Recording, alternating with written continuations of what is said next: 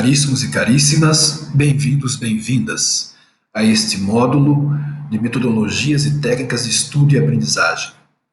Um curso integrante dos cursos de inverno 2020 do Centro Universitário de Lins, Unilins.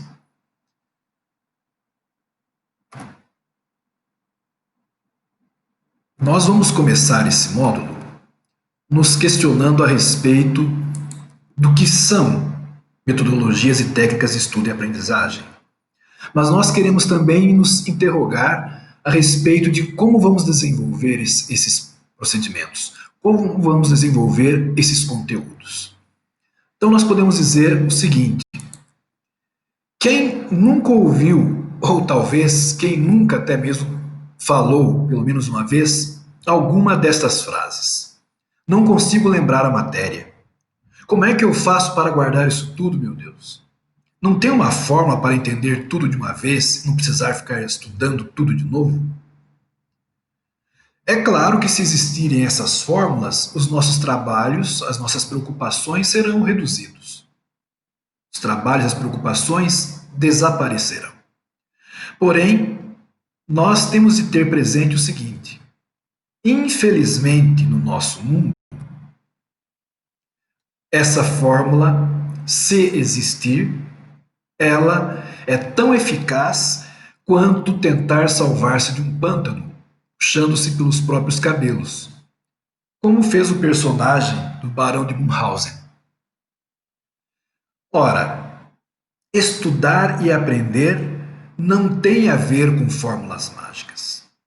Desculpem quem pensa assim. Claro, nós vamos encontrar muitas pessoas no grande universo da internet. Nós vamos encontrar muitos vídeos oferecendo técnicas de estudo.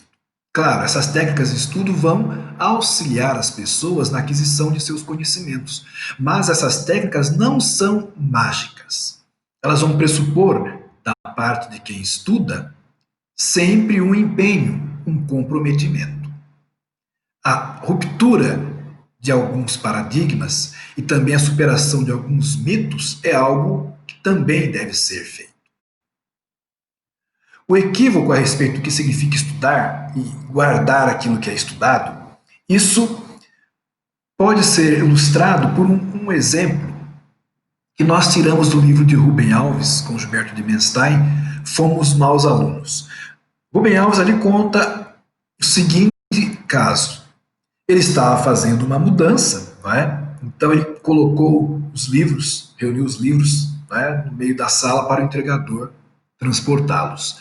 Ao chegar e ver aquela montanha de livros, o entregador se espantou, né? E ele expressou-se da seguinte maneira: meu Deus, deve ser muito difícil decorar tudo isso. O Ben Alves diz, porque essa é a ideia que se tem, que quando você fecha o livro, você tem de saber o livro. Mas nós reconhecemos que não é assim. Temos de fazer uma distinção entre memorizar, aprender e decorar. Claro, memorizar pode ser uma estratégia de decorar alguns elementos, mas esses elementos vão além das meras palavras, da letra. Decorar, ele muitas vezes esse ato, essa ação, ela é vista como isso aqui, ó, registrar a letra, a forma, porém não o que é significativo, não o conteúdo. Por exemplo, todos já ouvimos falar do Teorema de Pitágoras. Decorar é quando nós sabemos recitar a famosa frase, né? O quadrado da hipotenusa é igual à soma do quadrado dos catetos. Nossa, vi até um personagem na televisão, umas décadas atrás, que estava repetindo, né? Teorema de Pitágoras. Mas entender o Teorema de Pitágoras é saber, conhecer a aplicabilidade dessa fórmula e ter até mesmo uma representação mental, uma figura semelhante a essa aqui, onde nós vamos perceber a hipotenusa, né, no triângulo isósceles aqui, e os dois catetos aqui, né? E, claro, se nós mantivermos uma métrica, né, similar, nós vamos ter aqui um lado de 3 centímetros, talvez, outro lado de 4. Aí nós temos aqui, né, os quadradinhos, né, porque tem os lados aqui iguais, né? Se aqui tem 3, 3, né? 3 vezes 3, 9. Se aqui é um lado de 4, quadrado, 4, 4, 16. Então, um lado de 5, 5, 5, 25. Então, 9 mais 16, 25. Então, a soma dos quadrados construído, né?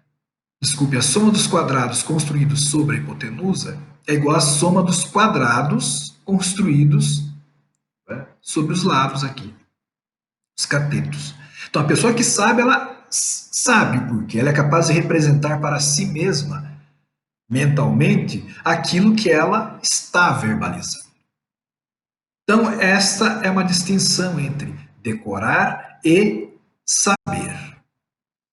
Conhecimento, então. O conhecimento ele não se faz no vazio, mas existem pressupostos. Não é? Assim como nós aprendemos a multiplicação porque entendemos o princípio da adição. Não é? Nós vamos escrever livros, parágrafos, porque nós aprendemos a escrever letras, sílabas, não é? Palavras, porque é um processo de acrescentar, um crescendo. Então, o conhecimento pressupõe também alguns métodos, algumas técnicas, alguns requisitos. Isto é importante. Então, por isso nós vamos encontrar várias teorias e métodos de aprendizagem, porque eles vão querer nos mostrar quais são os processos pelos quais nós, pessoas, adquirimos o conhecimento. Como que nós vamos aprender? Afinal de contas, será que todos aprendemos as mesmas coisas do mesmo jeito? Será que todos temos o mesmo tipo de inteligência? Todos nós temos o mesmo ritmo? Chegamos com a mesma velocidade às mesmas metas? Claro que não. Por isso é que nós vamos nos defrontar, portanto, com as chamadas teorias de aprendizagem. São várias teorias. Nós vamos aqui falar apenas de algumas dessas teorias. O dicionário Roais nos fala que conhecimento, né, é a base da nossa aprendizagem. Por quê? Porque aprender significa adquirir conhecimento a partir de estudo. Aprender significa instruir-se, adquirir habilidade prática, vir a ter melhor compreensão, né, especialmente pela intuição, sensibilidade, vivência, exemplo. Quais seriam, então, as formas de se aprender, de acordo com essas teorias? Das teorias que nós vamos falar aqui rapidamente, uma é a teoria behaviorista. Como é de conhecimento, o behaviorismo é uma corrente psicológica que vai destacar muito o aspecto dos condicionamentos. Quer dizer, os comportamentos eles são construídos mediante condicionamentos, decorrentes de estímulos também específicos. O behaviorismo, de uma certa forma, um dos tipos de behaviorismo mais clássicos, né, o behaviorismo clássico, portanto, ele não se importa muito, não se prende ao que acontece dentro da mente durante o processo de aprendizagem. A aprendizagem ela é interpretada como uma mudança de comportamento. Como isso ocorre dentro da mente?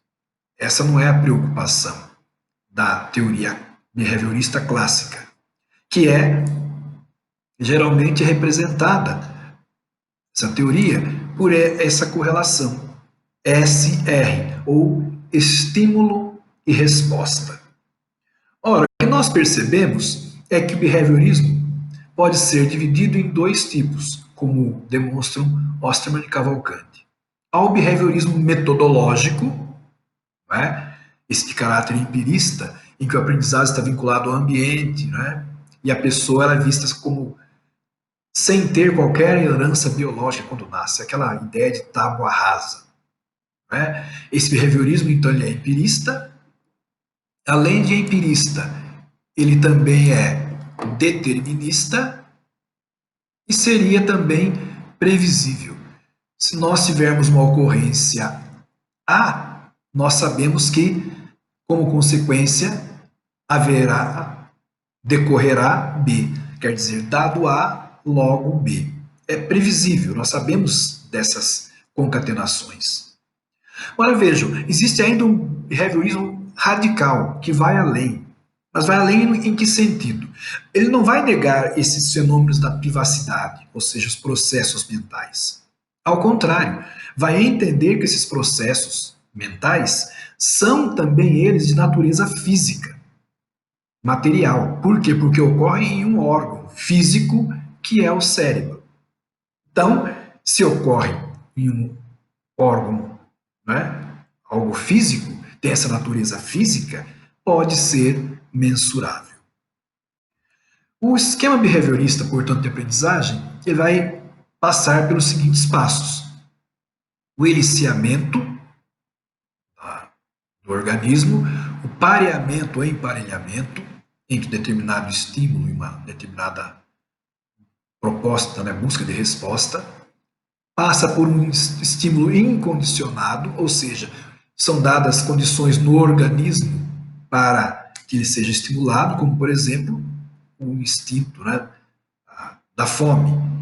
Então, o estímulo é incondicionado porque o organismo ele tende para o alimento. Então, são dadas condições, digamos assim, exteriores, né, condições que permitam ao organismo tender para um determinado objeto. Depois temos um estímulo neutro, quer dizer que não tem qualquer ligação com uma resposta orgânica, e por fim um estímulo condicionado, quando passa a haver a vinculação de algo que em princípio era neutro, agora com algo que estimula o organismo, né, diante de sua presença. Então, esquematicamente seria isso. Qual é o estímulo incondicionado no ambiente? É o alimento. Por quê? Porque tendo fome, o alimento é o estímulo que não precisa ser condicionado, né? Então está ele lá. A resposta ao iniciamento, quer dizer, o que é solicitado, instigado, né? O que decorre desse estímulo incondicionado é a salivação. Um animal, por exemplo, diante do alimento, se ele tem fome, ele vai salivar. Muito bem, esse estímulo incondicionado em um alimento, ele é pareado com um estímulo neutro. No caso, uma campainha, que não desperta qualquer, digamos assim, reação no animal, em termos do seu instinto de fome, saciar a fome. Diante dessa condição orgânica, uma campainha não significa nada.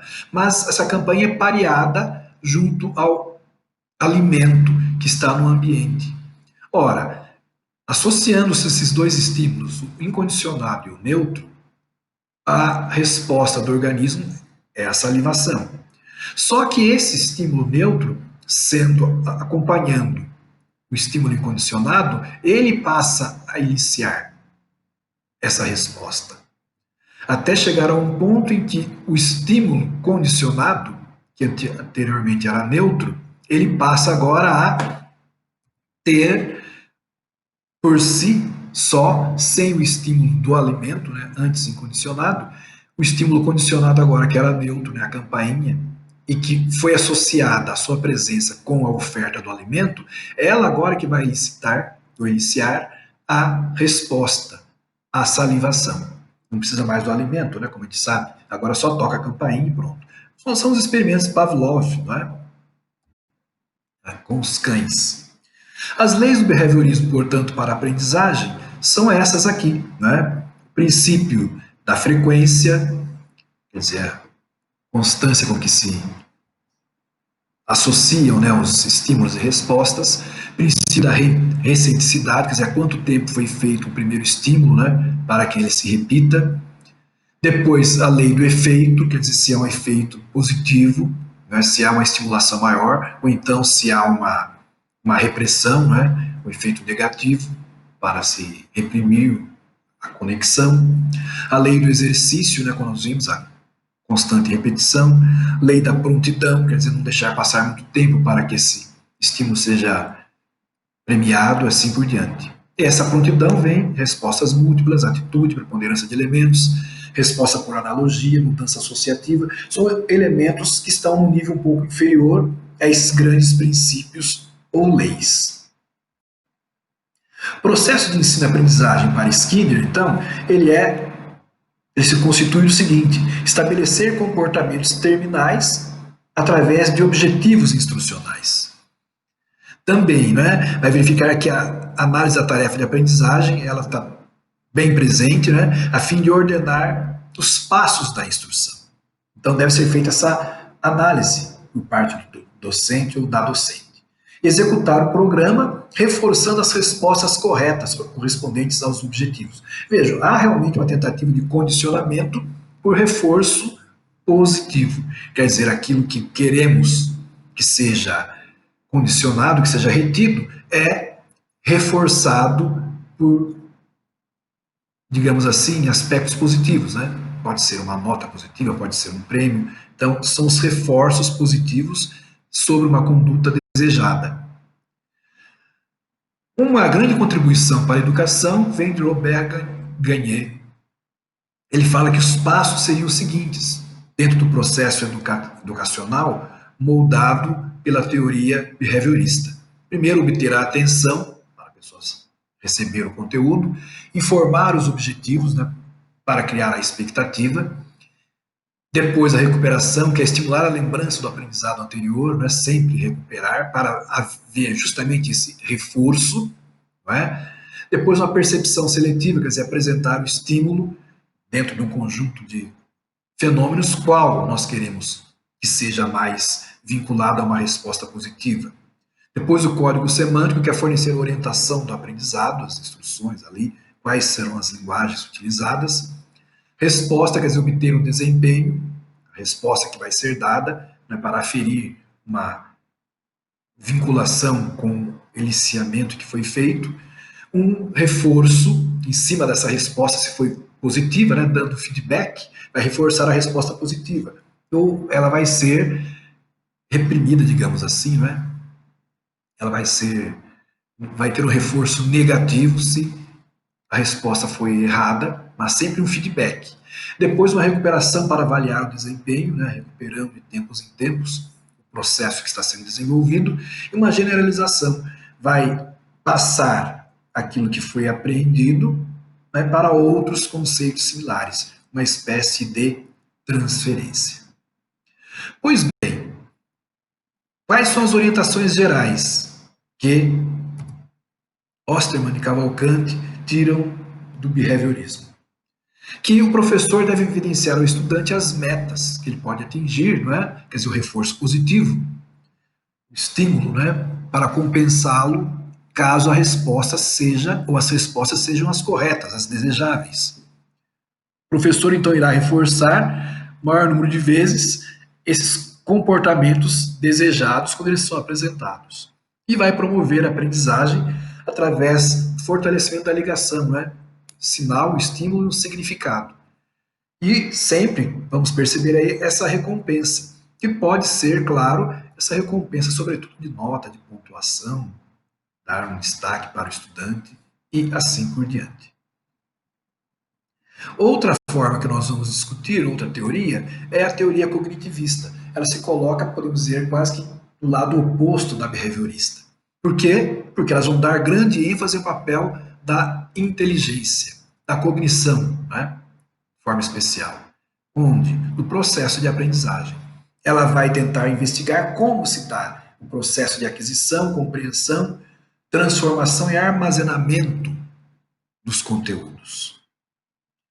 Então, nós vamos perceber o seguinte: dos vários autores, um autor que tem destaque nas teorias cognitivistas é Jean Piaget. Não que ele tenha desenvolvido uma teoria da aprendizagem. Na verdade, Piaget vai desenvolver uma teoria, vai elaborar uma teoria do desenvolvimento mental, né? Desenvolvimento da inteligência e assim por diante. E Piaget, na sua teoria de desenvolvimento mental, ele vai mostrar que a inteligência, ela não é entendida apenas como aquela inteligência lógico-matemática, formal. Piaget vai considerar a inteligência no seu desenvolvimento originário partindo de um estágio sensório-motor. Então, na verdade, nós vamos perceber que essa teoria piagetiana, né, cognitivista, ela vai mostrar para nós que existe um desenvolvimento da inteligência partindo de uma estrutura física. Então, o que nós entendemos? Nós vamos perceber que a inteligência para Piaget, ela começa a partir dos instintos, dos hábitos. Essa inteligência ela vai se desenvolver de um plano mais físico até o plano mais abstrato.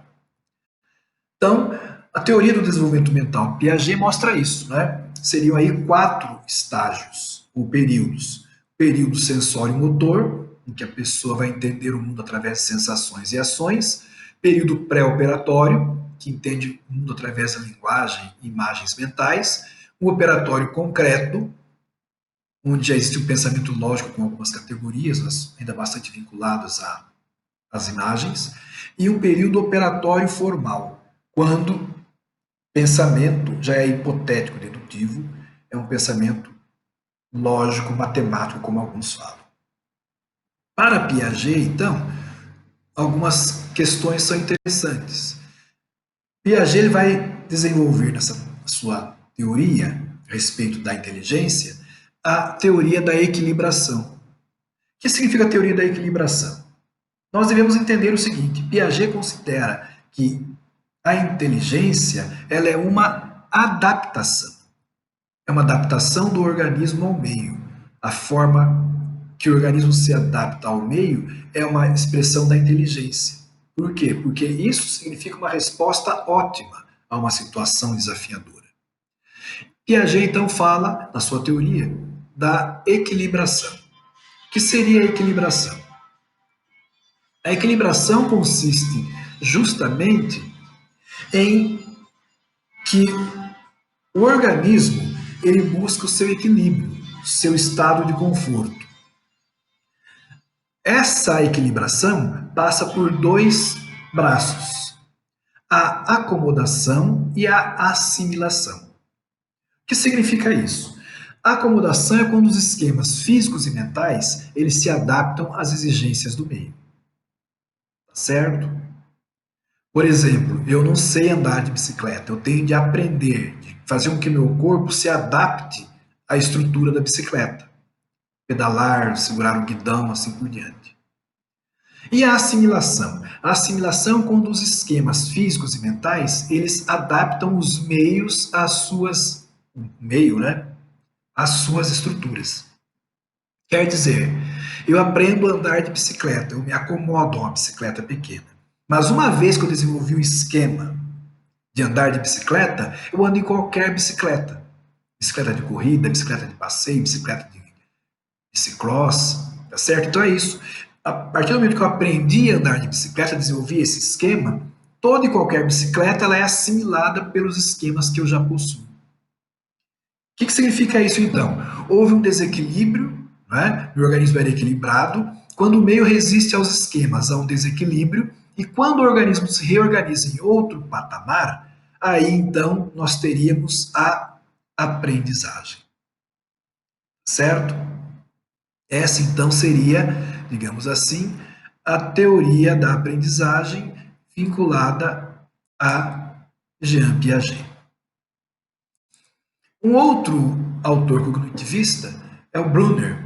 Ele leva em conta o desenvolvimento intelectual da criança, né? E para esse autor, a estrutura dos conteúdos, né? Como que a criança vai aprendendo, é a partir de verificar o que é relevante na matéria de ensino. O que seria isso? Seria a sua estrutura, suas ideias, suas relações fundamentais.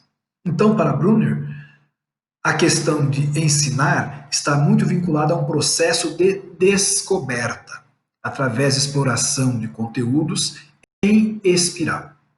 Esse método de descoberta, então, ele consiste em que a pessoa haja quase como sendo um cientista. A criança ela vai fazer testes, ela vai buscar, né, resolver problemas E na resolução, na busca de resolução desses problemas, ela vai buscar estabelecer relações, superar lacunas, e aí então a aprendizagem vai se tornando significativa e relevante. Quer dizer, a aprendizagem vai proporcionar alternativas. O currículo em espiral, que é uma grande contribuição também de Brunner, ele significa isso, que o aprendiz ele vai ter a oportunidade de rever as mesmas questões, os mesmos tópicos, várias vezes, porém com níveis diferentes de profundidade, tá certo? E diferentes modos também de representação. Nós sabemos que existem várias propostas de ensino, né, que estão no Brasil e no mundo hoje, que tem essa base da espiral. Não é? O que a pessoa viu em um nível vai ser revisto em outro e assim por diante, cada vez aprofundando mais esses conceitos. Essa é uma coisa também que é bastante interessante. Outro autor, Alzheimer, ele vai falar da aprendizagem significativa. Quer dizer, quando que alguém aprende? Aprende quando a nova informação ela é significativa, mas ela se ancora em conceitos relevantes que a pessoa já possuía. Então, a aprendizagem, nesse caso, é um armazenamento de informações, mas esse armazenamento é organizado, hierarquizado, partindo de elementos mais específicos àqueles maiores, mais universais ou gerais. E essa aprendizagem ela tem sempre esses conceitos, né, relevantes pré-existentes, que chamam de subsunsores, que estão presentes já na base, digamos assim, né, no arcabouço de conhecimentos que a pessoa tem e que vai ser aprofundado a partir da ancoragem de novos conceitos relevantes. Moreira e Osterman, eles destacam a seguinte frase de Alzheimer: se tivesse que reduzir, eu tomo a liberdade de ler, né? Se tivesse que reduzir toda a psicologia educacional a um só princípio, diria o seguinte: o fator isolado mais importante que influencia a aprendizagem é aquilo que o aprendiz já sabe. Então, esta é a linha, ou essas são as linhas gerais das teorias cognitivistas. Uma outra teoria também bastante significativa, conjunto de teorias, são as teorias humanistas. Vamos falar brevemente delas, né, aqui assim. As teorias humanistas, então, que pensam em Carl Rogers, elas não têm a intenção ou o propósito de focar a aprendizagem, no sentido de conteúdos, né, não é conteudista, mas ela busca a formação do ser humano, a sua autorrealização, a formação da pessoa integral. Então, o objetivo educacional buscado pelas teorias humanistas, sim, facilitação da aprendizagem, mas essa aprendizagem para a construção de um homem, de uma pessoa educada. A pessoa educada é aquela que desenvolveu a habilidade, a competência, as capacidades de aprender a aprender. Esse é o sujeito educado, que desenvolve essa capacidade de estar aprendendo constantemente. E qual é o papel do professor ou professora? Seria a pessoa autêntica que vai ajudar a outra pessoa a se desenvolver também como pessoa autêntica, a se autorrealizar. Então, é a pessoa despojada daqueles papéis tradicionais, das máscaras, né? De docente, aquele papelzão que já se espera. Não, ele vai ser alguém autêntico que vai se colocar ao lado do estudante, da pessoa aprendiz, para que ela consiga caminhar e atingir os seus objetivos de realização humana. Então, são essas, assim, em grandes linhas, as propostas das teorias humanistas, que podem pervadir outras correntes ou outras linhas. Por fim, nós vamos falar também, vamos ver, as chamadas teorias socioculturais. Um grande nome da teoria sociocultural, nós vamos ver aqui, é Vygotsky. Essas teorias chamam-se socioculturais justamente porque enfatizam essa interação da pessoa com o meio, com a sua realidade sociocultural e histórica. E a aprendizagem ela resulta justamente dessa interação, da interação de instrumentos e signos presentes nesse entorno, naquela cultura específica. Então a pessoa ela vai aprender e vai se desenvolver relacionando-se com as outras pessoas. O desenvolvimento cognitivo, ele é limitado a um determinado potencial. Cada intervalo de idade tem um potencial determinado.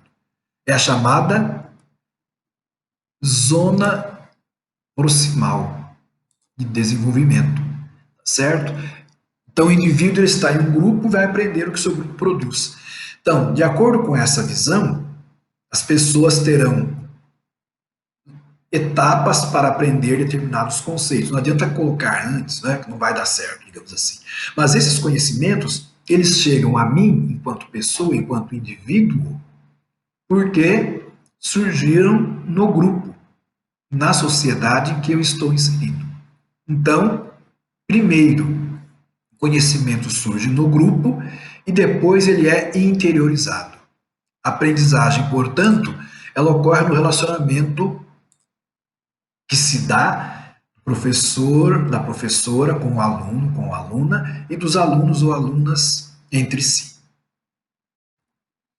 Então, Vygotsky, ele vai afirmar que o desenvolvimento humano, ele se define por isso, a interiorização dos instrumentos e signos presentes em uma dada sociedade.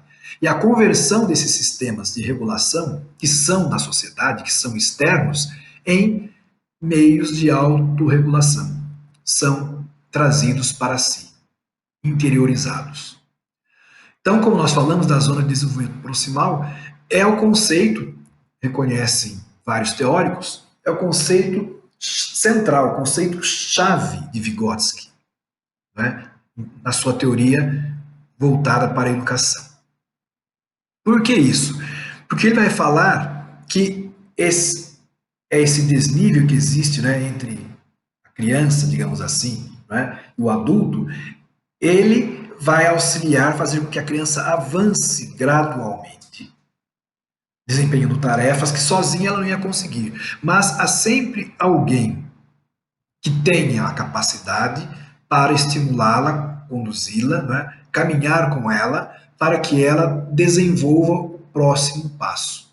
Ela tem um determinado conhecimento e vai ser estimulada a utilizar instrumentos e signos presentes na sua cultura, interiorizando-os e assim desenvolvendo-se gradualmente. Né? Aquilo que está acima do seu nível de desenvolvimento, isso vai atraí-la. Até porque, dizem Osterman e Cavalcante, mais uma vez, o desenvolvimento global da criança não se dirige para um novo estágio de desenvolvimento, mas vai ao reboque. Ou seja, a zona de desenvolvimento proximal vai propor novos desafios, novas formas.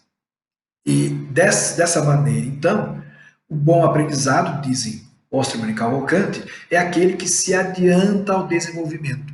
Quer dizer, há ali um estímulo, quase que um desafiar o estudante, né, o aprendiz, para que ele se desenvolva. Ele é, então, desafiado pelos novos desafios, desculpe, pelos novos instrumentos, né, pelas novas signos que são colocados para ele. E, numa espécie de apoio, em alguns casos se fala de andai-maria, né, os andaimes que são colocados pela pessoa que tem um conhecimento maior, esses andaimes são colocados para auxiliar o estudante, a estudante, a desenvolver as suas próximas etapas, aqueles conhecimentos que ela pode adquirir. Então, ela vai sendo puxada por isso. Então, andai-maria é esse conceito de construir andaimes, apoios, que poderão arrastar o aprendiz, a aprendiz, para uma nova zona de desenvolvimento possível. Essa zona é isso, né? Aquela atração constante. Então, a pessoa vai recebendo esses estímulos, esses andaimes vão sendo colocados e retirados à medida que a pessoa vai progredindo em seu conhecimento. É destacado, então, essa figura que nós falamos do professor, né, nas interações sociais. O professor ele vai dispor desses signos, né, dessas ferramentas, dos diagramas, de forma a enriquecer os sistemas de signos que são transmitidos, né, aqueles que vão envolver os estudantes, as estudantes também. Então, o objetivo geral da educação na perspectiva vygotskiana seria o desenvolvimento da consciência construída culturalmente. De uma certa forma, são essas aí as talvez mais conhecidas ou destacadas das concepções de teorias de aprendizagem. Um quadro resumo nós poderíamos encontrar aqui, né, desenvolvido por Raposo e Vaz. Ele vai falar então da epistemologia genética de Piaget, né, teoria construtivista de Brunner, sociocultural de Vygotsky, aprendizagem baseada em problemas, instrução ancorada, Bransford, flexibilidade cognitiva, Spiro, né, Feitovich, Coulson, aprendizagem situada, Gestalt, teoria da experimental, inteligências múltiplas, que nós vamos falar na sequência. Esse quadro nós vamos deixar disponível na área do nosso Google Drive e todos poderemos lá conferir um pouco mais cada uma dessas características. O que nós devemos discutir também agora? Fazer uma reflexão.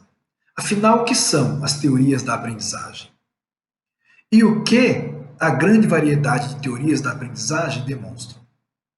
Demonstram que há, digamos assim, uma visão única da aprendizagem, que as teorias da aprendizagem elas não trazem enfoques, acentos diferentes. Se são tantas as teorias da aprendizagem, é porque o processo de aprendizagem ele não é algo, digamos assim, tranquilo, pacífico. Não é uma discussão pacífica. Existem vários enfoques, como nós vimos, existem até teorias que se colocam em lados extremos, né, de uma mesma corrente. Uns vão enfocar apenas o comportamento, né, observável, físico, outros vão focar a cognição, a mente, né? Então, por que tantas teorias assim? Porque a discussão da aprendizagem não é pacífica. Então, reflita um pouco sobre isso. O que significam essas muitas teorias da aprendizagem e o que são as próprias teorias da aprendizagem? Por que isso? Porque na sequência nós vamos discutir que não existe um modelo único de aprendizagem. Inclusive, não existe um modelo único de inteligência. Por isso, a teoria das inteligências múltiplas de Howard Gardner. Eu aguardo vocês para um próximo encontro e uma próxima discussão a respeito desses e outros pontos. Até a próxima!